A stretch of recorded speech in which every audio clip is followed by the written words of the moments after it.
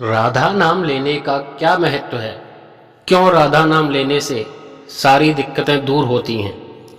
ऐसा क्यों कहते हैं कि राधा नाम लेकर भगवान श्री कृष्ण को भी मोहित किया जा सकता है? क्या मिलता है राधा नाम को लेने पर? राधा नाम का जाप आखिर क्यों करें? जब भगवान श्री कृष्ण ने स्वयं गोकुल वासियों को विपत्ति में छोड़ दिया था, तो आखिर गोकुल वासियों ने क्या किया? कैसे वह उस संकट से बाहर निकले? जो वेदों में इस बारे में प्रसंग बताया गया है, आज की वीडियो में हम उसी प्रसंग के बारे में बात करेंगे। वीडियो बहुत ही सुंदर होने वाला है, कृपया इसे पूरा सुनें। लाइक और शेयर सब्सक्राइब करने की कोई ज़रूरत नहीं, आप केवल वीडियो सुनें, अच्छा लगे तो दूसरों के लिए अवश्य शेयर करें। पद्म पुराण में यह कहा गया है, जब भगवान श्री कृष्ण ने गोकुल में अवतार धारण किया तो वह अपने ग्वाल वालों के साथ खेल की क्रीड़ा कर रहे थे। तभी ग्वाल वालों ने उनसे कहा, अरे कान्हा, हमने सुना है बैकुंठ बहुत सुंदर है और वहाँ की आभा बहुत ही रमणीय है, और हमने यह भी सुना है कि तू बैकुंठ का मालिक है। अगर ऐसा है तो हमें भी एक बार बैकुंठ घुमा ला, हम भी बैकुंठ को देखना चाहते हैं। ऐसा सुनकर भगवान श्री कृष्ण ने अपने ग्वाल वालों से कहा, देखो, बैकुंठ बहुत ही सुंदर है, वहाँ तुम्हें बहुत आनंद भी मिलेगा, लेकिन क्या तुम वहाँ पर सुखी रह पाओगे? क्या तुम्हें वहाँ अच्छा लगेगा? एक बार फिर सोच लो। अगर तुम वहाँ पर सुखी रहो, अगर तुम्हारी ऐसी ही खुशी है, तो मैं तुम्हें अवश्य वहाँ ले चलूँगा। ऐसा सुनते ही ग्वाल वालों ने कहा, नहीं, हमें बैकुंठ जाना है, हमें देखना है कि कैसा है तेरा बैकुंठ। इतना सुनते ही भगवान श्री कृष्ण ने कहा, चलो ठीक है, मैं तुम्हें बैकुंठ लेकर चलता हूँ। और वह उन सभी ग्वालों को बैकुंठ की ओर लेकर चल दिए। कुछ समय बीतने पर जब वह बैकुंठ पहुँचे तो सभी ग्वाल वालों को गहरी निद्रा आ गई और वह गहन निद्रा में सो गए। जब उनकी नींद टूटी तो उन्होंने देखा कि वह एक बहुत ही सुंदर जगह पर हैं और वहाँ की सुंदरता उन्हें मोहित करने लगी। लेकिन अचानक उनको ध्यान आया कि अरे, कान्हा कहाँ है? कान्हा तो हमारे पास है ही नहीं, यह कहाँ चला गया? जब वह भगवान श्री कृष्ण को ढूंढने लगे तो ढूंढते ढूंढते एक द्वार पर पहुँचे और वह द्वार बहुत ही अत्यंत रमणीय था। उसकी सुंदरता देखकर सभी लोग अत्यंत प्रसन्न हुए, और जैसे ही उन्होंने देखा कि द्वार के दोनों तरफ 4 हाथों वाले बड़े बड़े विशालकाय द्वारपाल खड़े हुए हैं, उन्हें बहुत डर लगने लगा और वह धीरे धीरे जैसे ही अंदर की ओर बढ़े तो उन द्वारपालों ने उसे रोक दिया और कहने लगे, अरे, तुम कहाँ जा रहे हो? इस द्वार में सिर्फ देवतागण ही प्रवेश कर सकते हैं। और वह वहीं पर रुक गए। जब उन्होंने वहाँ खड़े होकर देखा तो भगवान श्री कृष्ण अपनी सैया पर विराजमान थे और बहुत ही अत्यंत शोभनीय रूप धारण किए हुए थे। जब उन्होंने देखा तो वहाँ पर 4 हाथों वाले, 4 सिर वाले देवतागण, स्वयं ब्रह्मा जी, महादेव, देवराज इंद्र, यमराज, सभी लाइन में लगे होकर भगवान श्री कृष्ण के दर्शन के लिए आगे बढ़ रहे हैं और वह धीरे धीरे दर्शन करते हुए आगे की ओर चल रहे हैं। उन्होंने सोचा, हम भी कान्हा के पास चलते हैं, और ऐसा कहकर वह भी उस लाइन में लगने का प्रयास करने लगे। तो उन्हें फिर द्वारपालों ने रोक दिया, अरे, तुम इस लाइन में भी नहीं जा सकते, यहाँ केवल देवतागण ही अंदर प्रवेश कर सकते हैं, तुम्हारा यहाँ कोई काम नहीं। इतनी बात सुनते ही सभी ग्वाल वाले बहुत परेशान होने लगे और वह बहुत प्रयास करने लगे कि हमें अंदर जा सकें, अपने कान्हा से मिल सकें, लेकिन उन द्वारपालों ने उनको अंदर नहीं जाने दिया। अब वह बहुत परेशान होकर इधर उधर भटकने लगे और निराश होकर वहाँ से लौटकर चल दिए। थोड़ी दूर जाने पर उनको एक ऋषि अपनी ध्यान में बैठे हुए दिखाई दिए। वह उस ऋषि के पास जाकर बोले, हे ऋषि, यहाँ तो हमें कोई दिखाई ही नहीं दे रहा, आप ही अकेले यहाँ पर ध्यान में बैठे हैं और हम बड़े परेशान हैं, हम आखिर क्या करें। ऐसा सुनकर ऋषि ने पूछा, तुम लोग कौन हो, कहाँ से आए हो और इतने परेशान क्यों हो। इतना सुनते ही ग्वाल वालों ने अपनी सारी परेशानी ऋषि को बता दी और कहने लगे, अब हम कान्हा से कैसे मिल सकते हैं, कान्हा तो हमारी तरफ देख भी नहीं रहा है, वो हमारी आवाज़ भी नहीं सुन रहा है, हम ऐसा क्या करें। ऐसा सुनकर ऋषि हंस पड़े और बोले, अरे ग्वालो, यह बैकुंठ है, यहाँ तुम तो क्या, मैं भी अंदर नहीं जा सकता।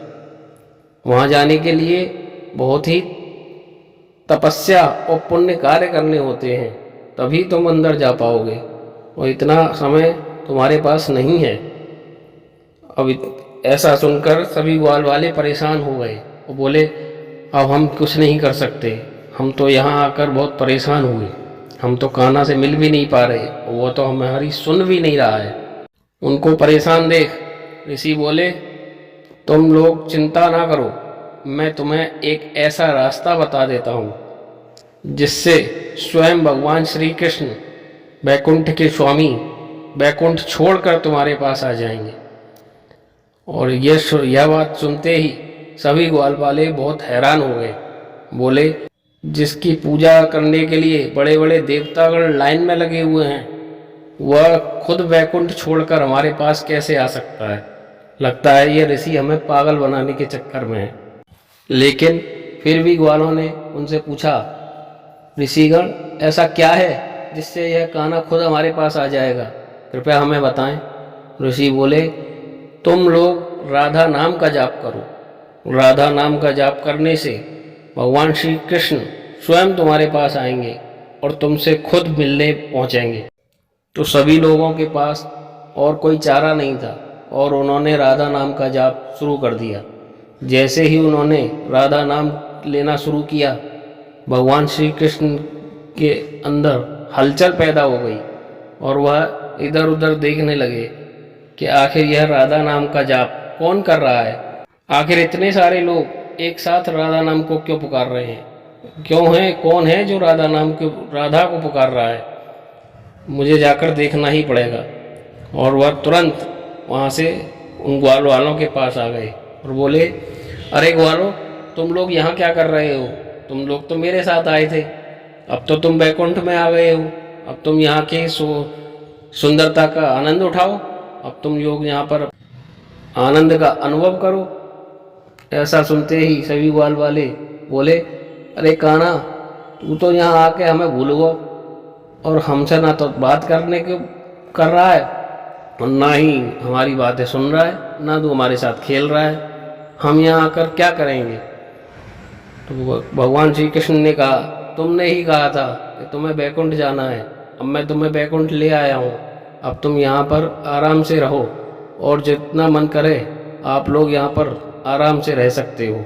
ऐसा सुनकर सभी ग्वाल वाले बोले, नहीं कान्हा, हमें यहाँ नहीं रहना, हम यहाँ ना तो तेरे साथ खेल सकते हैं और ना ही यहाँ पर हम तुझसे बात कर सकते हैं, हमें तो ये तेरे द्वारपाल अंदर भी नहीं जाने देते तेरे पास, हमें यहाँ नहीं रहना, हमें तो तू वापस गोकुल लेकर चलो। यह सुनकर भगवान श्री कृष्ण बोले, एक बार जो बैकुंठ में आ जाता है वहाँ से जाने का उसका कोई विधान नहीं होता, यह बैकुंठ का नियम है, यहाँ पर आने के बाद कोई भी वापस नहीं जाता। अब तुम लोग यहाँ से वापस नहीं जा सकते, अब तुम लोग यहीं की सुंदरता और आनंद का भोग करो।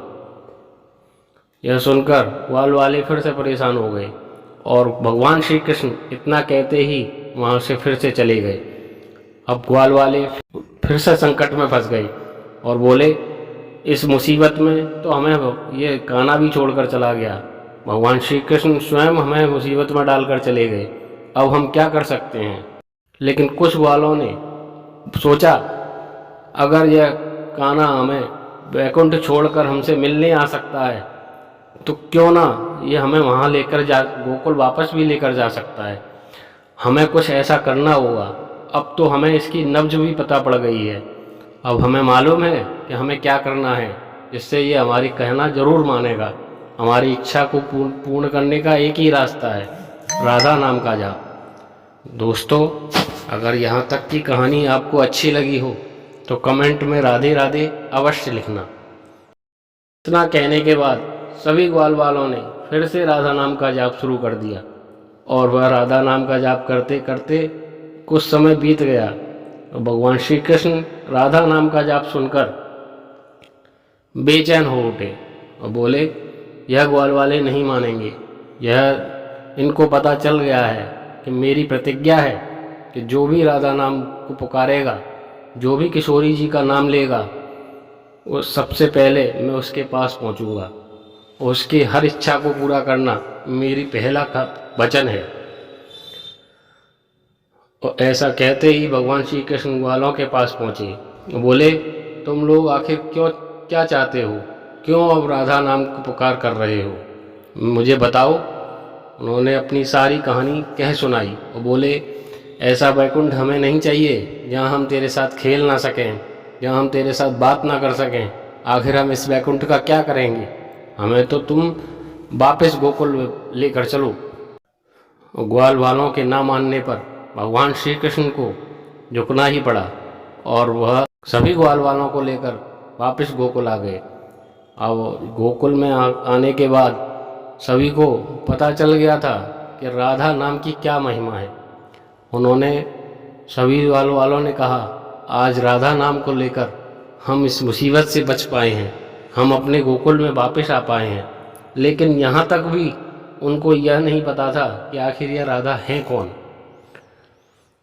उनको यह नहीं मालूम था कि यह राधा बरसाने में ही है, जिसकी यह भगवान श्री कृष्ण हर बात मानते हैं, जिसका नाम लेने से भगवान श्री कृष्ण हर वचन को पूरा करने के लिए तत्पर रहते हैं। साथियों, यह प्रसंग पद्म पुराण में बताया गया है, जिसको मैंने संक्षिप्त रूप में आपको बताया है। अगर अच्छा लगा हो तो कमेंट में राधे राधे अवश्य लिखें। लेकिन वैवस्वंत पुराण में एक प्रसंग और भी है, राधा नाम की महिमा का एक अत्यंत सुंदर प्रसंग है, वह मैं आपको बताता हूँ। एक गांव में अत्यंत तेजस्वी ऋषि पधारे, और उस गांव के लोग उनके दर्शन करने के लिए बारी बारी से उनके पास जा रहे थे, और आसपास के गांव में भी उनकी चर्चा थी, तो सभी लोग उनके दर्शन के लिए जा रहे थे। और वहाँ का एक धनी व्यक्ति उनके दर्शन के लिए पहुंचा और उनके पास जाकर रोने लगा। जब उसको ऋषि ने देखा तो पूछा, अरे सेठ जी, अरे सेठ, तुम इतना क्यों रो रहे हो? आखिर तुम्हें क्या दिक्कत है? तो सेठ ने कहा, हे ऋषि, मेरे पास सब कुछ है, धन दौलत ऐश्वर्य वैभव, लेकिन मेरा एक ही पुत्र है और वह पूरी तरह से नास्तिक हो चुका है। वह किसी भी प्रकार भगवान का नाम नहीं लेता।